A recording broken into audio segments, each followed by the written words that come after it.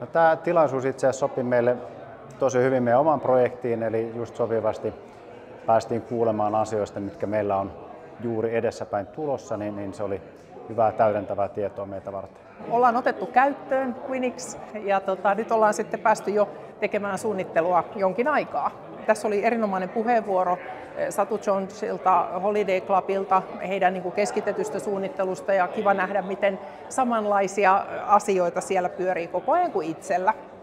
Me tietysti halutaan tarjota mahdollisuus meidän asiakkaille verkostoitua ja tavata muita saman toimialan ihmisiä ja myöskin eri toimialan ihmisiä ja sparrata keskenään ja vaihtaa ajatuksia. Ja myöskin tietysti järjestelmätoimittajan näkövinkkelistä me halutaan myöskin tuoda uusia ajatuksia ihmisille, joita he voivat sitten miettiä, kun he tekevät suunnitelmiaan tulevaisuutta varten. Se ei ole pelkästään tämä yksittäinen tilaisuus, jossa vaihdetaan ajatuksia, vaan myöskin jatkossa ihmisillä on kontaktipinta, kenelle soittaa ja kysyä, että oletteko te ratkaissut tämmöistä asiaa tai oletteko te tullut tämmöisen haasteen eteen ja miten te olette edennyt siitä.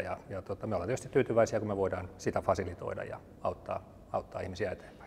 Olen ollut ihan vastaavassa tilaisuudessa sekä Suomessa että sitten myöskin Tallinnassa ja siellä on itse ollut puhumassa.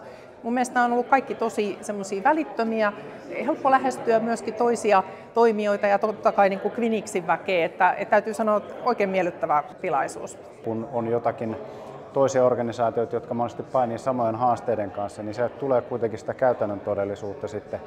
Ja sitä kautta sitten on ehkä helpompi olla uudestaan yhteydessä, kun ollaan saman asian äärellä.